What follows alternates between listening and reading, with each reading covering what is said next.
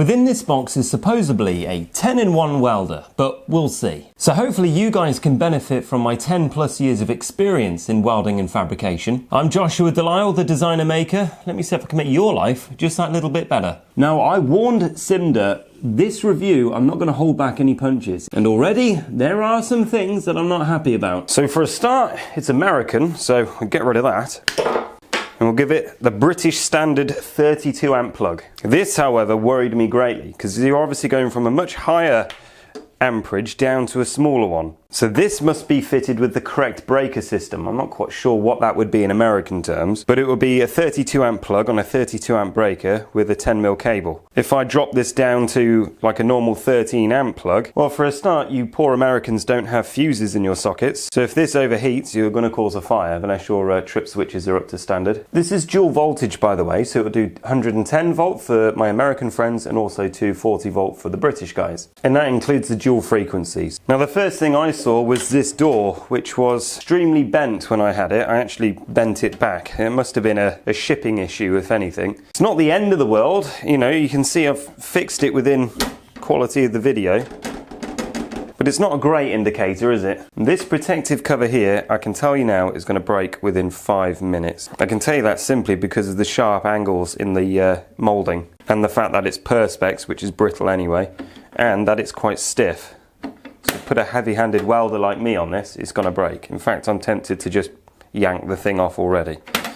We'll see how long it lasts though. So this can do MIG, TIG and stick, but it will also do flux core and you can plasma cut with this as well. So in my mind, this is just a 5-in-1 welder. So the marketing scheme of 10-in-1 is due to the extra 5 features that they have. So they're raving about pulse MIG. We'll see if it's actually pulse MIG or whether that's a confusion with a stitch welding setting. There is current protection in this, so they've got some inbuilt features apparently that makes it safer. And anyway, let's see if we can discover what those other features are, shall we? So let's go through the paraphernalia that comes with this. Now, all of these will probably get you started, but for all of this equipment you see here, I recommend changing at a later date. Let's start with the plasma cutter. These are my least favourite of all the plasma cutter heads. Now, this is the type that has to have contact with the steel in order to work. Now, my favourite type is the pilot arc, and that way you can use it to build a CNC machine like we did before. This is the TIG torch that came with it, and as normal, they give you the tiniest shroud, which, in my opinion, is only good if you're doing really tiny, fine welds in very small corners. However, it is a WP17, which is a standard torch head, so we can use a lot of professional consumables on this.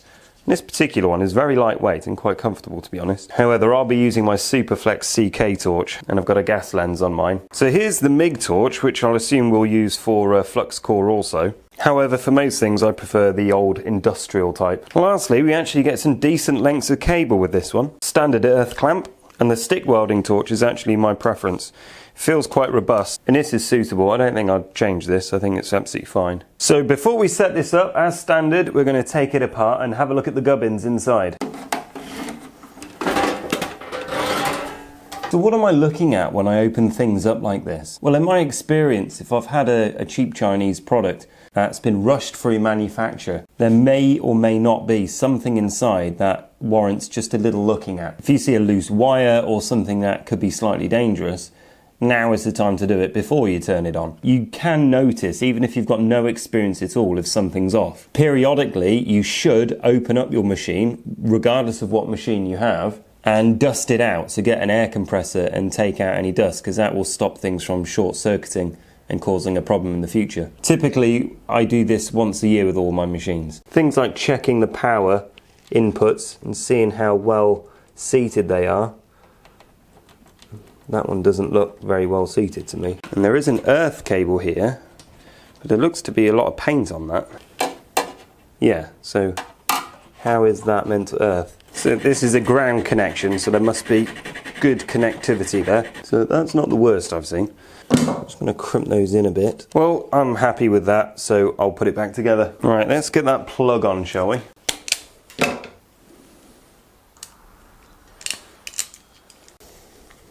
Different colours than what I'm used to, but if you're an electrician, I'm not one, you tell me if I've done that correctly. And if it blows up, we'll soon see. So before we begin, let me show you the monstrosity that I've created here. So in the kit you get given this regulator that you have to construct yourself, and this hose with a ball nose connection. So it didn't come with any PTFE tape to screw all this together, but I do recommend getting some Loctite 55. Now I'm not saying that this is what you should do, but in this workshop I use 6mm pneumatic lines. And the reason is it's very cheap, but also that I can use push fit connectors. So all I need to do is push that in there, and it's connected, and if I want to switch the gas over I can take it out and put it into this side instead. And for me that's been working fine. So now I've got compressed air for the plasma. Disconnect that. I can then quickly attach my argon gas shield for TIG welding. I can disconnect that, switch the valve over on the bottles, which is also a quick connect, and then go for my mixed gas for mag welding. Now ideally these connections here aren't the correct ones. What I should do is have push-in fittings to a barb, and then the barb goes there. But I've tested all this and sprayed all the connections with some soapy water, like heavily concentrated soapy water, and so if there is a leak, basically that bubbles from that point so you can see exactly where those leaks are. And obviously you need your valve with a dryer here. Now if you get any moisture particles in that whatsoever, you need to get an extra dryer, because any moisture in your airline will degrade the consumables of the plasma really quickly. So you want to make sure it's as dry as possible. So the first thing I'm going to use is the plasma. So I've got the torch plugged into this side, the switch from the torch plugged in here, and we've got the earth clamp here. Let's turn it on for the first time and see the settings. So I'm going to press this button here until it says cut. That's that one there. So it looks like if we move this dial, we get between 40 and 20 amps. So I'm going to put mine on 40. If I press it, there seems to be some programmable settings. I'm not sure what those are yet. I've also adjusted the regulator at the back, so it's 0.6 MPa. Now I've got a few pieces of steel, but I'd like to try some aluminium. So one thing I do like about this torch is it does have a safety feature. So you have to pull this out to then start the plasma off. Let's see how this cuts then.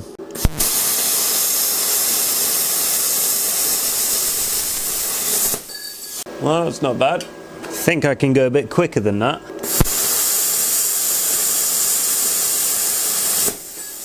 Alright, so this piece of steel here is 3mm thick. I've got some 10mm here. If I lay that across there, the good thing about these types of nozzles is that you can actually nest them against the side, so you can get a really nice straight cut.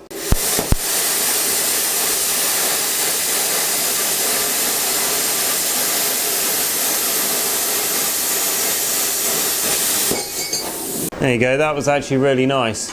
Right, now let's go up a notch and cut 10mm thick.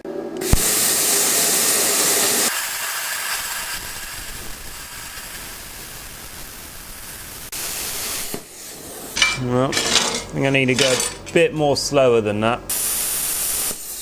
Nah, that's not having it, I don't think. 10mm too thick for it. Right, this is 8mm steel. Let's see how well this copes.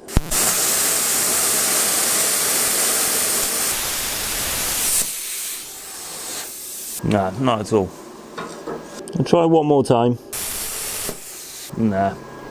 Right, let's try lastly some 1/4 inch or otherwise 6mm. Still not liking it. Try again.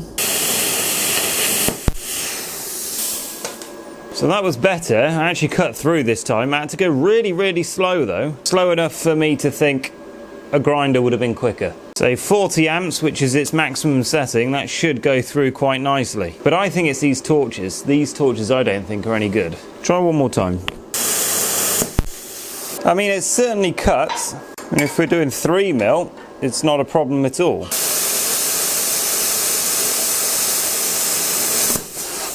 Now let's just have a look at the wear on the parts. So with just a few cuts, you've got quite the depression on that electrode. And because we're contacting the surface, that nozzle's getting worn away as well. So I'm going to deattach the plasma cutter, and I'm going to install the MIG torch here, and the earth clamp is plugged into the negative side. And what I'm actually going to do is plug my mixed gas into this line here. There we go. I'm now going to compare this directly to the MIG welder that I already have. So I don't have a 5 kilo spool of the 0.8mm wire that I would normally use, only the 15 kilos. So what I'm going to do is just take it straight off this MIG. So just feed it in through there, close that down, make sure it's got enough but not too much tension, and that should feed in nicely.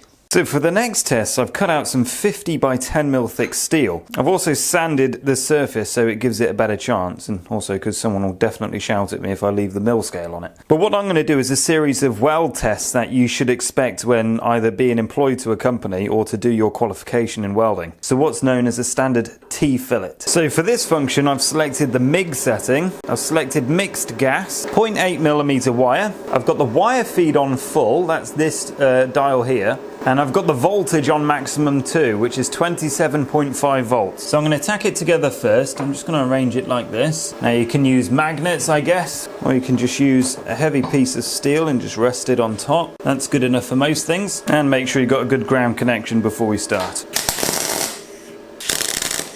Right, so for your viewing pleasure, I've also got one of these lens filters. So let's stick that on and start welding.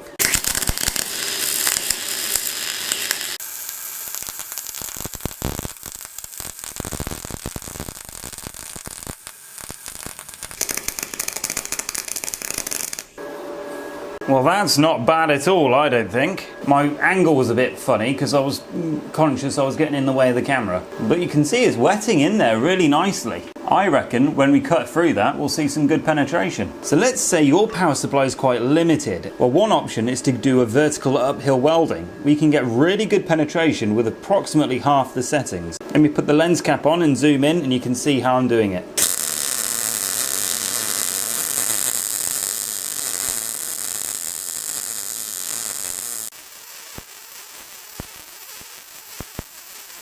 So there we are, I'm pleased with those results now. That's a much more even profile. So on the reverse, that was my first attempt.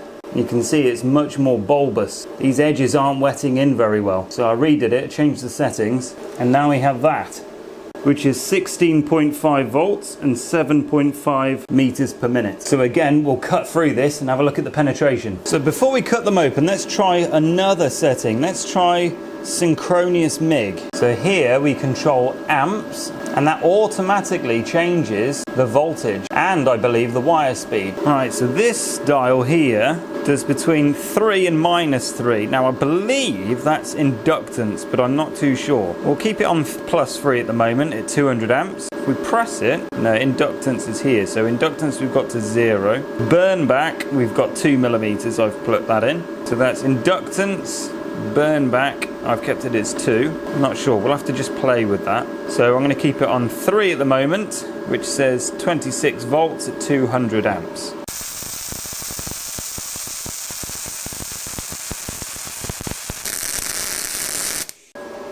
Wow, and as you can see, that is a really nice weld. A lot of spatter though. The pulse setting should stop spatter coming through. But what synchronous welding means is, so you set the dial to the right amperage and it automatically sets the wire speed to match it rather than kind of guessing the two. So excellent if you're a beginner welder. Right, so let's immediately turn this one around and now we'll use the pulse setting and see what that comes out like.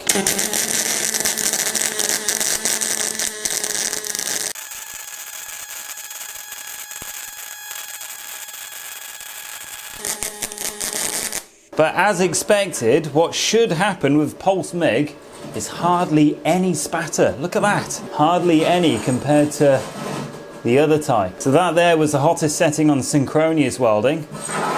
That there is the pulsed. And that's the MIG. It doesn't look like a lot of difference, but I'm pretty sure the pulsed welding went a lot faster. I'm going to try aluminium MIG welding now, and I think what I should be doing is replacing the liner in the MIG torch and have its own dedicated roller so there's no cross-contamination. And specifically, this is 4043 aluminium. Usually you would use something called a spool gun for aluminium, otherwise it might be prone to bird nesting as they call it, where basically all the wire bunches up within the rolls here. We'll see how we get on. And for this I'm using pure argon gas. Right, so I've been playing with the settings some more and this is what I've come up with.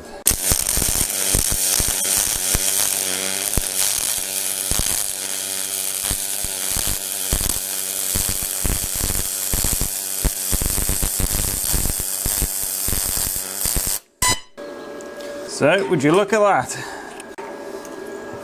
Aluminium MIG welding. So to achieve that, we've got pulse MIG, we've got Al-Si, which I think is aluminium silicon. So I'm going to call this button the power factor. And at the moment, I've set it on to -2.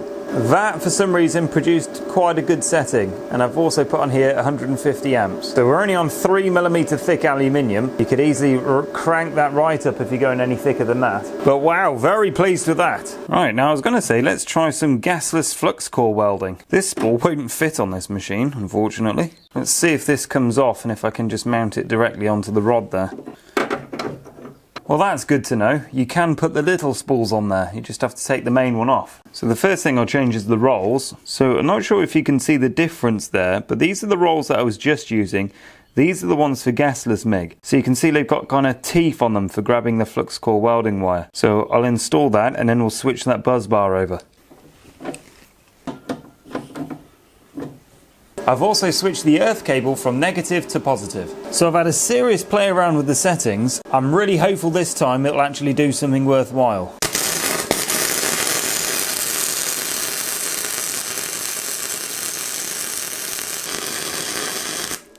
Well, I thought I had it. Yeah, I've decided I don't like flux core, but I think that this is a poor quality roll. That maybe a proper branded one would have been better. So SSimder also claims that the Synergic technology in this is good for welding thin stuff also. So I have here some 0.9mm thick stainless steel. And for those that know, stainless steel this thin is quite difficult to weld.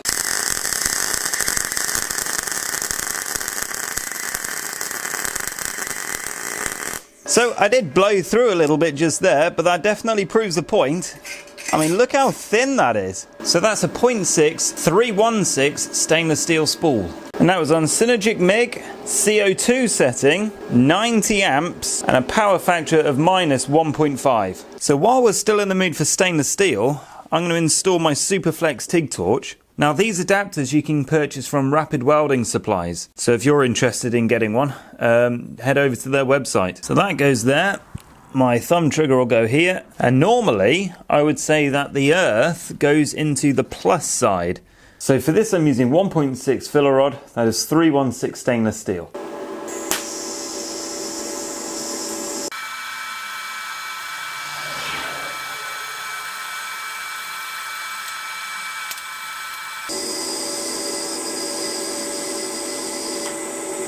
So I'm quite pleased with how that came out. Let me show you the settings. So you can see I set to TIG, and I chose 160 amps for this. But the other settings we have, if we press this button, is pre and post flow. So I've got post flow is 5 seconds and pre-flow is half a second. I'd say the most important one is post flow. That will allow your tungsten to cool down in an oxygen-free environment. If it gets exposed to the air too quickly, it will degrade when it's hot. So lastly, let's try my favorite welding process, stick welding. And for that we just need to plug the earth clamp into the negative and the stick welder into the positive. That may change depending on what electrode you use. And for this I'm using what's known as a 7018 electrode. I find that these penetrate really well and are suitable for most steels. So I had to do a bit of a stop start in there because I ran out of rod. I've only got the 2.5s at the moment. I should get some 3.2s. I just love stick welding for its simplicity. There's some decent settings on this though. So we've got it on MMA, that's the stick welding function. We can change the amps here. So for a 3.2 on that thickness of steel I used 130 amps. But if we press it, we get these settings here. HS stands for hot start. So basically what that means is it doubles the amps at the very beginning. So it's really getting in there, which stops you from sticking. If you start off really hot, you get good penetration from the get-go. And then whilst there's heat into the weld, it will then cools down back to its normal settings that you set it at. So 10, I would say it doubles, but you can actually change that to nothing, which is actually really helpful. I'm going to test using this off a battery. Now the problem using a battery is it hates using a hot start, so the fact that I can turn that off is really good. And the other setting is arc force, and that's basically the ferocity of the arc. I'm not sure exactly how arc force works, but I had mine about halfway on number 5. Alright, let's cut these open and have a look then. So I've sanded the ends and now I'm going to apply some hydrochloric acid. If I wash that off, then we should get a good indication on the penetration. So for example, this is synchronous and pulse welding. Synchronous on the left pulse on the right. So we can see on the Synchronia side there's a lack of root penetration there, but on the Pulse side, that's really good. Having that little bulge there means that we're getting good root penetration. So this was straight up MIG, and you can see there's a good profile there also. This one was stick welding, of again a very good profile. This one was vertical uphill welding. Could have done with a bit more root penetration, but the fusion on the outside looks adequate. And Flux core was just terrible. You know, it's like Swiss cheese. So this is what I'm trying to show you when doing the etch test. I believe 10mm thick steel is the absolute maximum that you can do on a single phase power supply. I think much thicker than that, you really want to be using a 3-phase welder. Now somehow, even though this is claiming to be just 200 amps, this is definitely penetrating better than my other welder. Now there'll be lots of people out there who claim that they can weld really well with a MIG welder, but from my experience, you'll never really know until you've done an acid etching test to actually see the depth of that penetration. It's very easy with a MIG welder and a TIG welder especially to make a very pretty looking weld, but that really lacks root penetration and adequate fusion. And I can honestly say this machine is definitely delivering on that. Right, so my conclusion on performance, quality and price. On its day of promotion, this was retailed at $500, reduced from $700. I'm not quite sure what that is in British terms, I've not seen the price, but around about 500 quid I would say. And if you're interested, I've asked Simder to give me some discounts, especially for you guys, and you'll find that in the description below. So I would say, for that price, both for the performance and the build quality is absolutely on point. Those power connections were a big concern, and if you're going to use just a domestic plug, then you obviously can't use the full range of the machine without causing a risk. Now something I didn't cover was VRD. That's mainly on the stick welding function, which stands for voltage reduced device, and essentially that reduces the open circuit voltage, so it's safer to use. I've been shocked a few times while stick welding, mainly whilst it was raining, but the open circuit voltage is around about 20 volts, which isn't very dangerous. So let's go over pros and cons.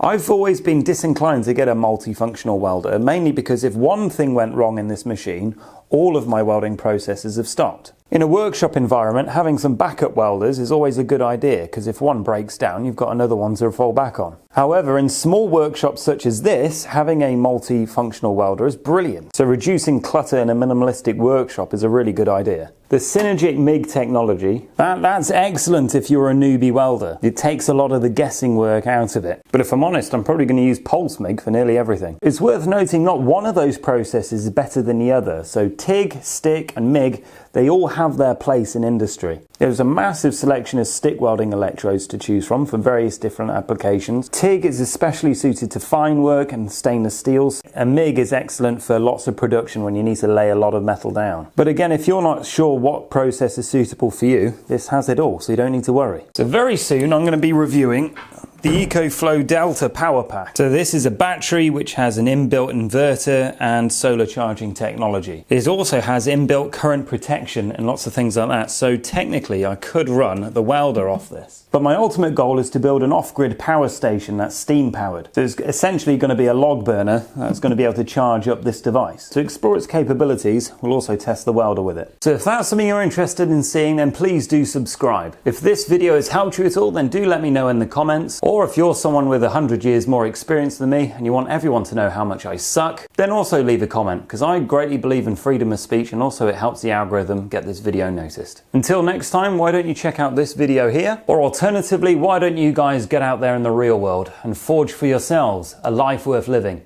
See you in the next episode. Goodbye.